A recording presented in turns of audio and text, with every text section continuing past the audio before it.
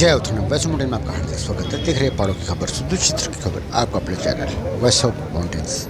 शौर्य दिवस पर कारगिल शहीदों को पहाड़ों की आवाज़ की तरफ से भावभीनी श्रद्धांजलि।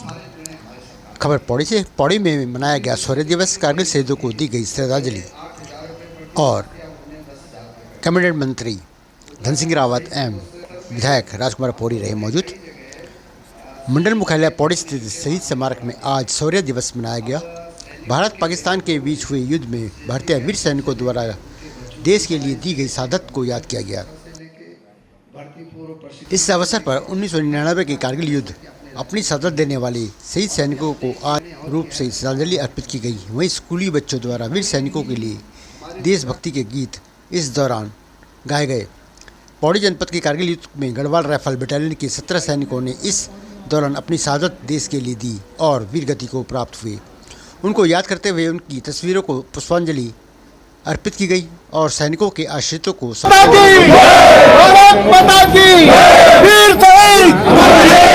दिया गया। वीर सैनिकों के बहादुरी के किस्से भी सुनाकर भारतीय सेना ने अपनी सेवाएं देने वाले युवा पीढ़ी को प्रेरित किया। स्वास्थ्य मंत्री डॉक्टर धन सिंह रावत ने कहा कि पूर्व प्रधानमंत्री अटल बिहारी वाजपेयी द्वारा जो पहल की गई थी उसी के तहत अब शहीदों को लगातार सम्मानजनक विदाई दी जा रही है। उन्होंने कहा कि आज का दिन गौरव का दिन है। आज युवाओं को देश सेवा के लिए शपथ लेनी चाहिए।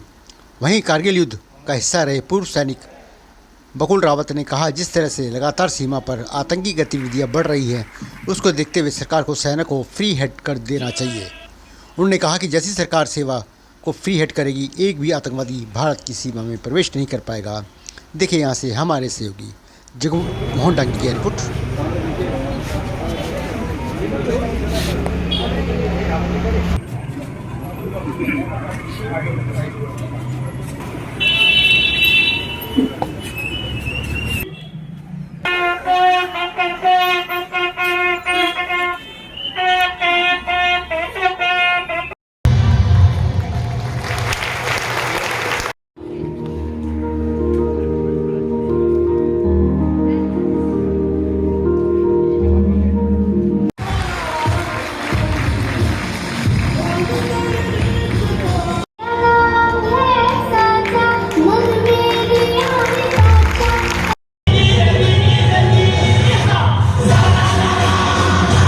वास्तविक पहाड़ी है ये कारगिल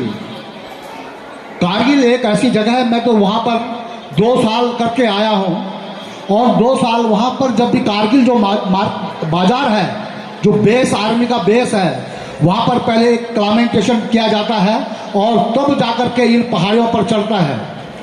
मैं उन तीनों वीरों को जो वहाँ पर शहीद हुए हैं उनको नमन करता हूँ।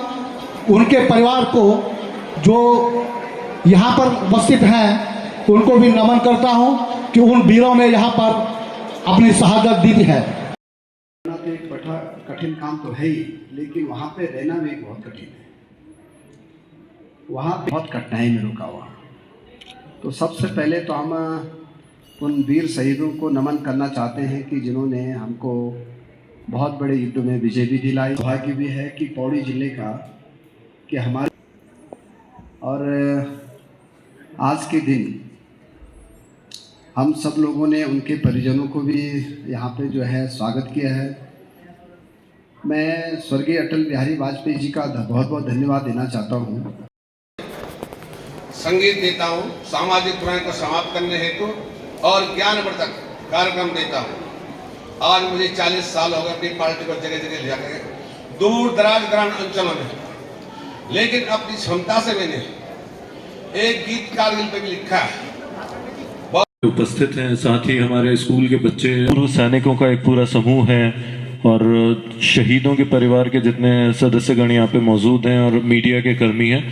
मैं सभी लोगों को इस अवसर पर श्रद्धांजलि के इस कार्यक्रम या शौर्य दिवस में प्रतिभा निकाल करके वो देहरादून से आज स्पेशली इसी काम के लिए यहाँ पधारे हैं। तो मैं सर का बहुत बहुत धन्यवाद ज्ञापित करता हूँ पूरे के पूरे जनपद की तरफ से। और जिस तरीके से सर ने आप लोगों को एड्रेस किया और कुछ पर्टिकुलर चीज़ों को हाईलाइट किया था कि 37 ईयर की एवरेज एज को अगर हमें 22 तक लाना है, इंसान की काम करने की क्षमता होनी चाहिए। और हमारा पहले भी लक्ष्य था, आखिरी दम तक भी यही लक्ष्य है कि हम भारत की पटल में पौड़ी को ले जाएंगे और पुष्प नगरी हम इस भारत की पौड़ी को बनाएंगे।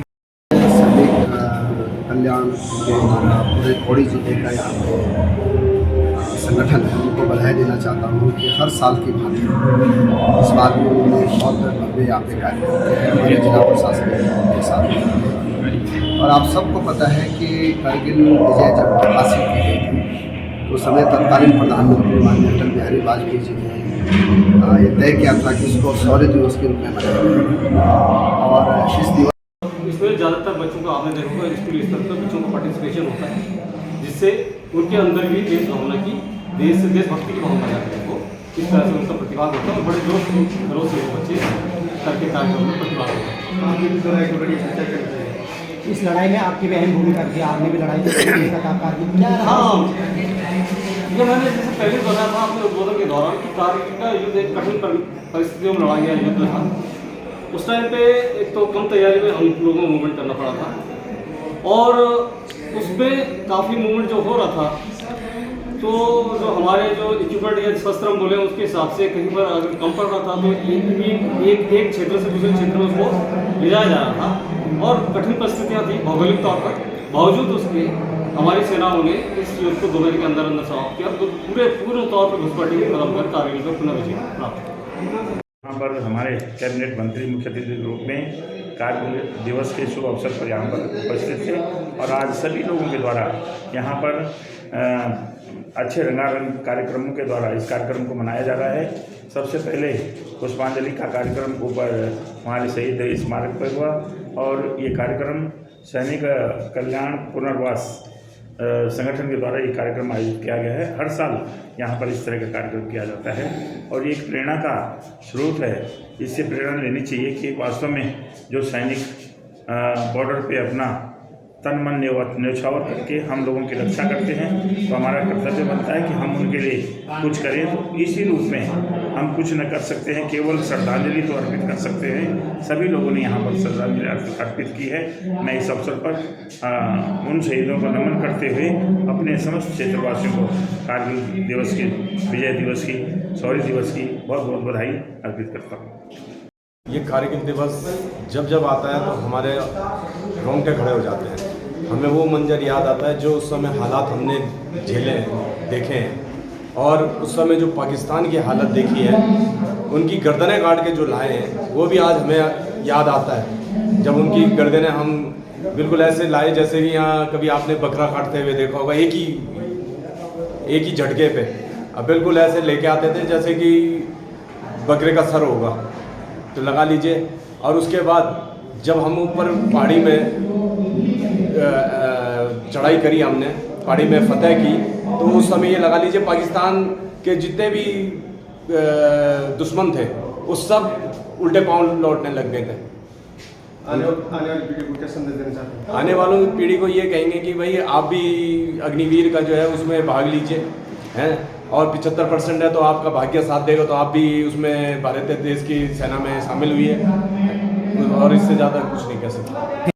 1999 में कारगिल में जो हुआ था। आपका नाम? जय उत्तराखंड।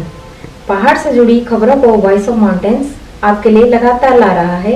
यदि आपने हमारा चैनल अभी तक सब्सक्राइब नहीं किया तो प्लीज़ सब्सक्राइब कीजिए, घंटी बजाइए, शेयर कीजिए, कमेंट्स कीजिए और लाइक जरूर कीजिए। देखते रहिए वॉइस ऑफ माउंटेन्स।